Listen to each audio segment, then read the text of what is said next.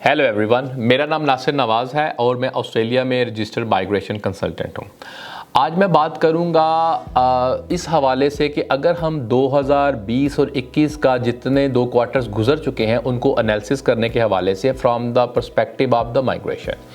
अब हुआ ये कि फेब 2020 के अंदर पेंडेमिक जो है वो आया, कोविड आया। कोविड की सिचुएशन होने की वजह से बॉर्डर क्लोजर हो गए, बहुत सारे इंटरनेशनल स्टूडेंट्स जो हैं कुछ यहाँ पे फंस गए ऑस्ट्रेलिया के अंदर, कुछ बाहर गए ऑस्ट्रेलिया से तो वहाँ पे फंस गए।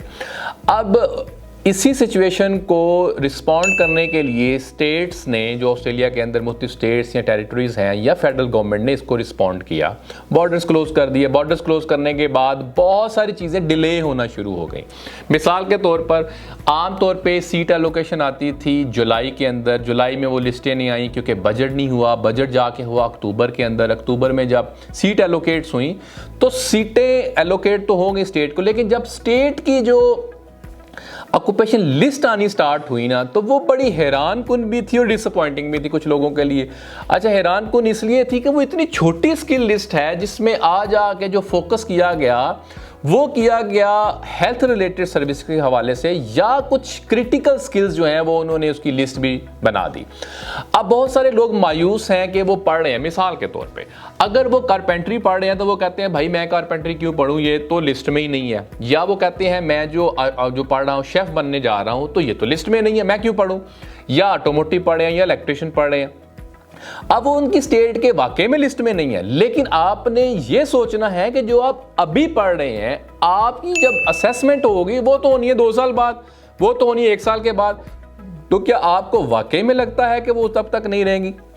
मेरा ये ख्याल बिल्कुल नहीं है, क्योंकि कभी भी इतना बड़ा मुल्क है इतनी छोटी सी लिस्ट के ऊपर रिलाई नहीं कर सकता। अगर आप आज भी मेन लिस्ट देखें जो कि सब क्लास 189 के हवाले से है, तो मेन लिस्ट के अंदर ये सारी ऑक्यूपेशन मौजूद हैं जो कि 189 को देखता है, लुक आफ्टर करता है। ये जो फॉर द टाइम बिंग जो ऑक्यूपेशंस गई, जो कि सब क्लास 190 या 491 के हवाले से उन्होंने स्किल लिस्ट जो बहुत शॉर्ट दी तकरीबन सारी स्टेट्स ने, वो इसलिए दी कि वो रिकवर कर रहे हैं इस पेंडेमिक को रिस्पॉन्ड करने के हवाले से, और जो डैमेज हुआ वो ज़्यादा फोकस ये कर रहे हैं कि भाई हमने जो सेहत के हवाले से है या इकोनॉमी के हवाले से इसमें रिकवर करना है।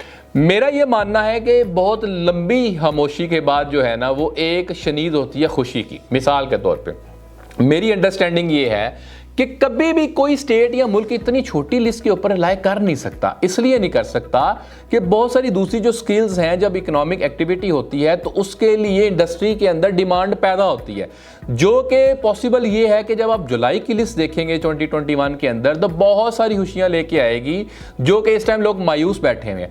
आपका मायूस होना बनता है, लेकिन ये शॉर्ट टर्म है। लेकिन आपको मायूस क्यों नहीं होना चाहिए? अगर आप बहुत सारे लोग अभी पढ़ रहे हैं, मिसाल के तौर पर एक बंदा पढ़ रहा है ऑटोमोटिव या पढ़ रहा है कुकरी, अभी तो उसने जॉब रेडी प्रोग्राम करना है, तो उसको जॉब रेडी प्रोग्राम के अंदर ही 1 साल चाहिए उसको करने के लिए। हम बात कर रहे हैं आने वाले 1 साल के बाद की, 1.5 साल के बाद की, जो कि बहुत ज्यादा डायनामिक्स ये चेंज हो चुके होंगे। तो आप कभी भी मायूस खबर का हिस्सा ना बने या मायूस ना हो। ये बेसिकली जो नेगेटिव न्यूज होती है ना, ये बहुत जल्दी आपके दिल और दिमाग के अंदर बैठ जाती है। मैं ये कहता हूं कि आपको पैसिमिस्ट नहीं होना चाहिए, लेकिन दूसरी तरफ एक एक्सट्रीम है ऑप्टिमिज्म। इन दोनों के दरमियान एक चीज है रियलिज्म। तो आपको एक रियलिस्टिक अप्रोच लेनी चाहिए कि भाई रियलिस्टिक अप्रोच ये है या फैक्ट्स ये हैं कि आने वाले दिनों के अंदर जो कि इंडिकेशन ये है कि ये लिस्ट एक तो बड़ी होगी, दूसरा उसके अलावा बहुत सारी ऐसी स्किल्स हैं कि जो इनके अंदर शामिल करेंगी। अच्छा, एक और पर्सपेक्टिव देख लेते हैं। मिसाल के तौर पर बहुत सारे इंटरनेशनल स्टूडेंट्स अभी यहाँ पे आए नहीं हैं, तो 1 साल या 1.5 साल का जो पीछे गैप रह गया जो कि स्टूडेंट आ नहीं सके, तो ऑब्वियसली ये ऑनशोर लोग जो हैं ये ऑलरेडी असेसमेंट करवा के बैठे हुए हैं।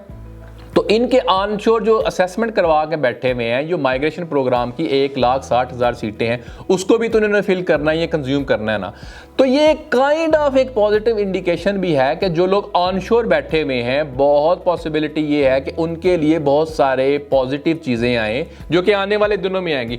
तो आपको मायूस नहीं होना चाहिए या छोटी छोटी चीज़ों से घबराना नहीं चाहिए कि आप कहें कि भाई ये इस टाइम हो गया। तो ये बिल्कुल टेम्परेरी अरेंजमेंट हैं जो कि पूरी दुनिया में देखा जा सकता है कि पेंडेमिक की वजह से बहुत बड़े डेंट्स पड़े हैं और जो बहुत सारी स्टेट्स हैं, ये इकोनॉमीज हैं, वो रिकवरी की तरफ चली हुई हैं और ये हेल्थ के हवाले से रिकवरी कर रहे हैं, फाइनेंस के हवाले से रिकवरी कर रहे हैं, और जो स्किल्स ऑक्यूपेशन है जिनको आम फहम जुबान में ट्रेड कोर्सेज भी कहा जाता है या ट्रेड कहा जाता है, उसके अंदर भी एक्टिविटी होनी शुरू हो गई है। तो उसमें ऑब्वियसली जब इंडस्ट्री बूम करेगी, इंडस्ट्री रिवाइव होगी, तो उसमें डिमांड पैदा होगी जॉब्स की, और जॉब्स भी ऑब्वियसली उन लोगों को मिलेगी जो कि ऑलरेडी स्किल्ड हैं या जो इस इंडस्ट्री से जुड़े हुए हैं पढ़ाई के हवाले से या काम के हवाले से।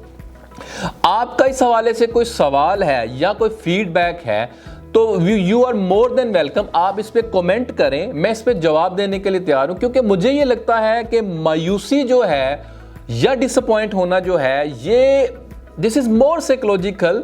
जो हालात हैं उनके ऊपर आप गौर करें, ख्यालात के ऊपर इतना ज़्यादा गौर ना करें, क्योंकि जब ये चीज़ें रिवाइव होंगी ना तो आप सब कुछ भूल चुके होंगे।